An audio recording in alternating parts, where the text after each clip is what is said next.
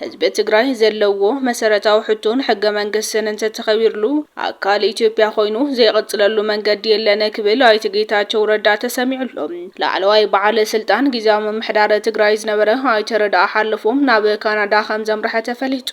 ጋዜጠኛ ሳሌን ገብረስላሴ ኣብ ኤርትራ ዘጋጥሞ ዘደንግጽ ክስተት ክንነግረኩም ኢና ምስ ኤርትራ ዘለና ርክብ ክነጠናኽሮ ኢና ክብል ዶክተር አብርሃም ተኸስተ ገሊጹሎም ኣብ ልዕሊ ገባራት በተደጋጋሚ ስርቅና ፈጸሙ ግን ድማ ግቡእ ቅጽዓት ዘይተዋሃቦ መሰረቕቲ እቲ ህዝቢ ክቀተሉ ወሲኑሎም ሕዚ ኣብ ደጀን ቢሮ ሓያለ ተቃውሞ ሰልፊ ይካየደሎም ናይ ዝብሉን ካልኦት ሓደሽትን ገደስትን ሓበሬታታት ሒዝናልኩም ቀሪብና ኣለና ክሳብ መወዳእታ ዜናና ድማ ሳብስክራይብ ብምግባር ክትከታተሉ ብኽብሪ ንዕድም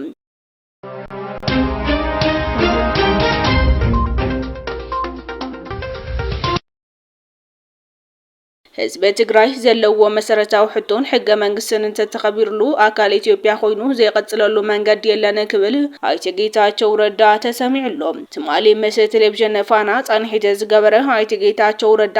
ኣብ ትግራይ ናይ ኢትዮጵያ ባንዴራ ኣይረአን ምንታይ ተባሂሉ ዝተሓተተ ኮይኑም በቲ ዝተፈጠረ ስምዒተሎም እቲ ህዝቢ ጽረ ኢትዮጵያውነት ዘይኮነስ እቲ ዘለዎ ስምዒት ሓኪምካ እቲ ንሱ ዝደልዮ ስራሕቲ ክትሰርሕ ከለኻ ይክብል ገሊጹሎም ሕዚ ትግራዋይ መተ ተፈጢሩ ናብ ኤርትራ ዘይኮነስ ናብ አዲስ አበባ ወይ እውን ናብ ሐዋሳ ኸይዱ ይሰርሕ ህዝብ ትግራይ ዘለዎ መሰረታዊ ሕቶን ሕገ መንግስትን እንተተኸቢርሉ አካል ኢትዮጵያ ኮይኑ ዘይቀጽለሉ መንገዲ የለን ክብል ወነ ተሰሚዑሎም ስሜቶች የሚፈጥሯቸው ነገሮች አሉ እዚህ ላይ ምንም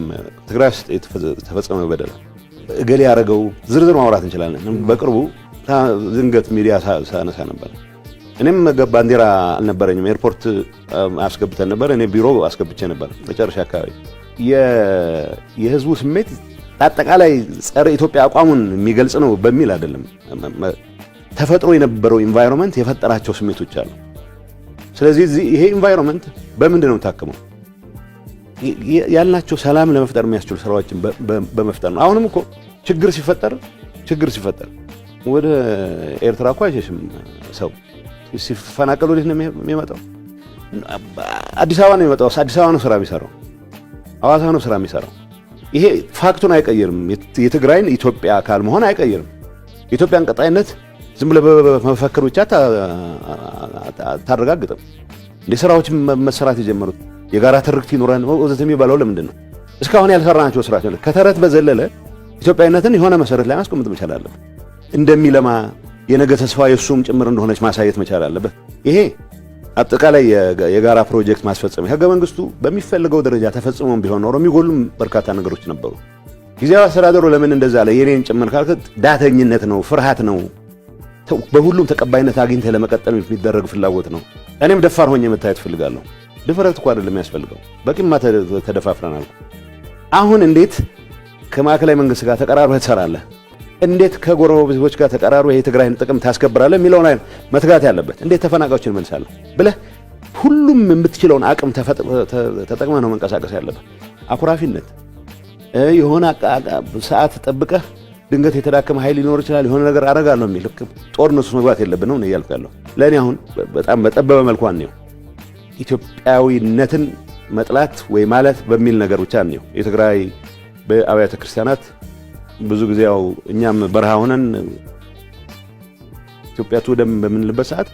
የሆነ የምትጠለልበት ቤተክርስቲያን አካባቢ ሀገሪቱን ኢትዮጵያ የሚል ትሰማለህ ሶስ እነዚህ ነገሮች ይሄ ተፈጠረውን ስሜት እንዴት እናከመው ወደሚል በማዞር ብቻ ነው ልንፈታው የምንችለው አሁን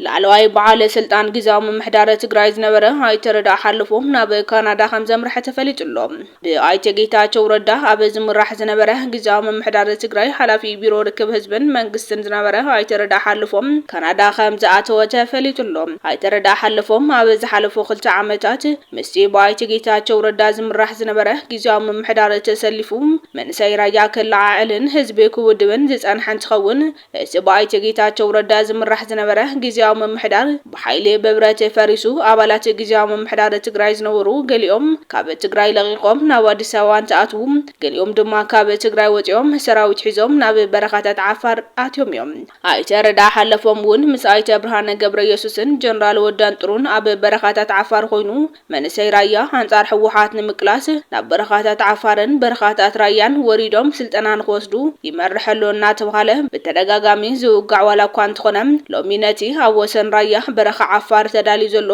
ካብ መንግስቲ ፌደራል ካብ ክልል ዓፋር ክልል ኦሮሚያ ናይ ስንቅን ዕጥቅን ድጋፍ ይግበረሉ ዝበሃል ሓድሽ ናይ ሰራዊት መሰልጠኒ ገዲፉ ኣይተረዳእ ሓለፎም ደቁን ሰበይቱን ሒዙ ናብ ካናዳ ከም ዝኣተወ ዝረኸብናይ ሓበሬታ የመላኽት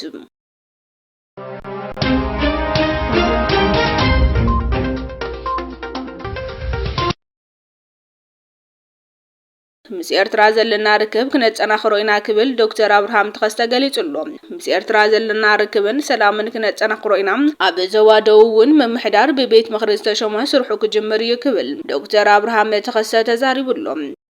ኤርትራ ሰላም ኢና እንደሊ ምእንተ ሰላም ከዓ ክንሰርሕ ኢና ሰላም የድልየና ጥራሕ ዘይኮነ ንሰላም ብዕቱብ ክሰርሐሉ ኢና ምስሩ ብደንብ ኢና ክንሰርሐሉ ምስ ኤርትራ ሰላም ኢና እንደሊ ምእንተ ሰላም ከዓ ክንሰርሕ ኢና እውን ተመሳሳሊ ይኩን ኮውን ዞባ ደቡብ ዘላ ኣቤተ ምኽሪ ወረዳታት ዝመርጾም ማሕዳሪ ይኸውን ባዕለን እየን ዝመርፃ ካብዚ ዝምደብ ገለ ይህሉን ልቃምተነ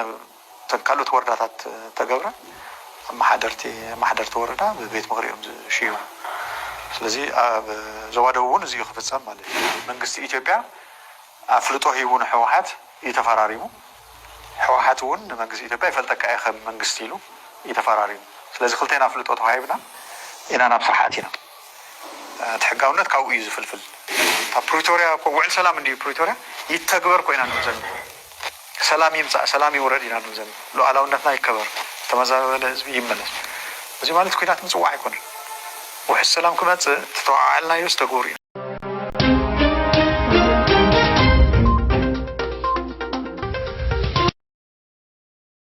بسمة صمدو ናብ አስመራ ዝኸደ ጋዜጠኛ ስታሊን ገብረስላሴ ኤርትራውያን ኣብ ገደናታት አስመራ ከም ዘረፍዎ ተፈሊጡሎ በሰመ ጽምዶ ናብ አስመራ ዝኸደ ጋዜጠኛ ስታሊን ገብረስላሴ ናብ አስመራ ምስኣተወ ኣባላት ሃገራዊ ድሕነትን ወታደራትን ተመዲቦምሉ ኣብ አስመራ ጽኑዕ ሓለዋን ክትትልን ዝግበረሉ ዘሎ ኮይኑ ኣብ አስመራ ፓላሳ ብዝተባሃለ ሆቴል ምስ ኣወለ ስዒድን ምስ ኣባላት ሃገራዊ ድሕነትን ወታደራትን ድራራብ ዘውልዕሉ ግዜ ክልተ ኣዴታት ስሙና ፀዋዓ ንስኻ ፀረ ኤርትራን ፀረ ሰራዊት ኤርትራን ኢኻ እናበላ ክጸርፍኦ ዝተሰምዓ ኮይነን እተን ኣዴታት ንጋዜጠኛ ስታሊን ስሙና ፀዋዓ አንተ ጸርፍኦም እቶም ምስኡ ዝነበሩ ኣባላት ሃገራዊ ድሕነትን ወታደራትን ሰሚዖም ከም ዘይሰምዑ ከም ዝሓለፉ ዝረኸብናይ ሓበሬታ የመላኽት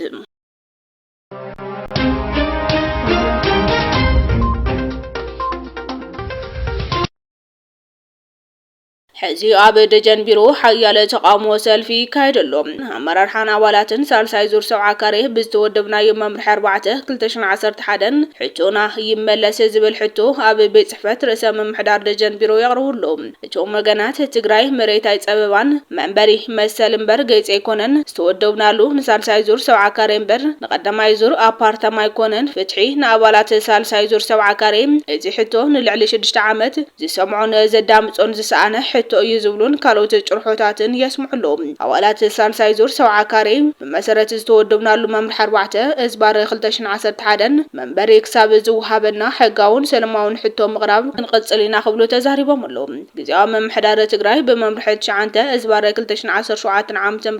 ብኣፓርታማ ሕቶ መንበሪ ዜጋታት ከም ዝምልስ ምግላጽ እውን ይፍለጥ እዩ እንተኾነ ግና ኣባላት ኣመራርሓን ኣባላት ሳልሳይ ዙር ሰብዓ ካሬ ነዚ መምርሒ ብምንጻግ ብዝተወደብናሉ መምርሒ 4 እዝባር 2011 ኢና ተወዲብና መምርሒ 9 እዝባር 2017 ዓ.ም ንድሕሪት ተመሊሱ ኣብ ልዕሊና ተፈጻሚ ዝኾነ ሕጋዊ ኣግባብ የብሉን ብምባል ብተኸታታሊ ይቃወምዎ ከም ዘለዎ ተፈሊጡሎም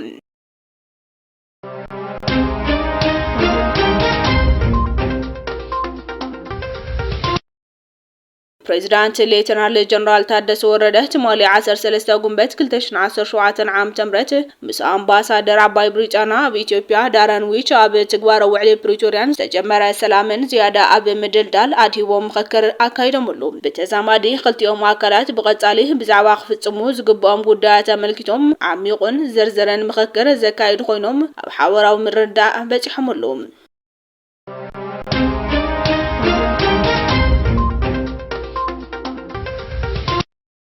ኣብ ልዕሊ ገባራት በተደጋጋሚ ስርቅና ፈጸሙ ግን ድማ ግቡእ ቅጽዓት ዘይተዋሃቦም ሰረቕቲ እቲ ህዝቢ ክቐተሉ ወሲኑሎም ፍትሒ ዝተኣነ ሕብረተሰብ ናብ ከምዚ ዝበለ ይቀተሉ ዝብል ጭርሖ ተሰጋጊሩ ይርከብ ብዘይ አግባብ ካብ እስር ተለቂቆም ንኻልኣይ ግዜ ድማ ከፍቲ ገባረ ሰሪቆም ዝተተሓዙ እንትኾኑ እቲ ህዝቢ ስለ ዝመረሮ ባዕሉ ፍትሒ ክህብ ከም ዝተገደደ እዩ ዝንገር ዘሎ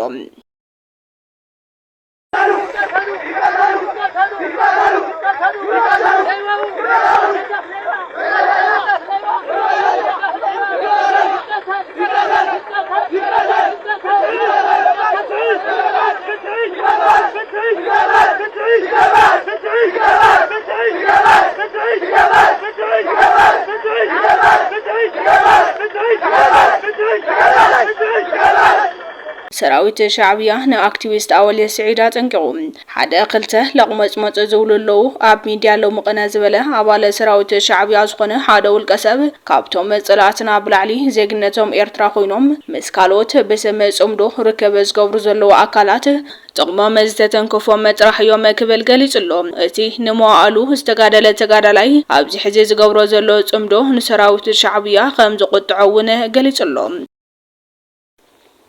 رقماي ترسعو حدا خلته لقمت مقبولو بز ميدياታት ንከታተሉ ኢና ሓደ خلته ካብቶም ጸላእትና ከማን እቶም ለምበጥበጥ ብሉ ደለው ዜግናቶም ሳና ኮይኖም ኣብ ካሊ ዓይነት መልሐስ ኣትዮም ደለው ጥቅሞም ተተንከፎም ሰባት ጥራይ ካንቲ ወለዶ እንድሕር ስግሪልካ ሓቲትካዮም ከማን ካብቶም ተጋሩሶም ጎዱ ኤርትራውያን ኮይኖም ሕሰቦም ሙሉእ መዋዕሎም ተጋዲሎም ሕጂ ዛ ሰዓት እዚ ኣብ ዛዕባ ኤርትራ ሕማቅ ክዛረቡ ከለውሲ እንታይ ማለት እንታይ ገብር ኣጋደል ነይሩ بحق أتحملنا معنا አሞዳታ ድማ ኣብ ሃገረ ሱዳን ማእከል መዕቆብ ተነድባ ሓደጋ ባራሓ ወጋጢሙሎ እቲ ሓደጋ ለይቲ ሰዓት 5 ጀሚሩ ንኸባቢ 1 ሰዓትን 15 ዝጸንሐ ኮይኑ በቲ ሓደጋ ብዙሕ ጉዳት ከም ዝበጽሐ ብምሕባር ህጹጽ ሓገዝ ክግበር ጻውዒት ቀሪቡሎ ኣብቲ ማእከል መጽለሊ ተጋሩ ተደጋጋሚ ሓደጋታት ባራሓዊ የጋጥም ህላውን ይፍለጥ እዩ በቲ ሓደጋ ልዕሊ 20 መንበሪ ሙሉእ ዝተቃጸሉ ኮይኖም ኣብ ሰብ ግና ዛጊድ ጉዳት ከም ዘይበጽሐ ተረጋግጹሎ ህዝቢ ዞባ ምብራቅ بسبب سراحن تفتروا حدقاتاتن حزون يتصنتلهم كبراتن فتواتن تخاتاتلتي دعامات ميديان لو مستدالو حدشنا قدسن حابريتاتات نزوم مستخاتاتلكموم يمثلون يروم سلام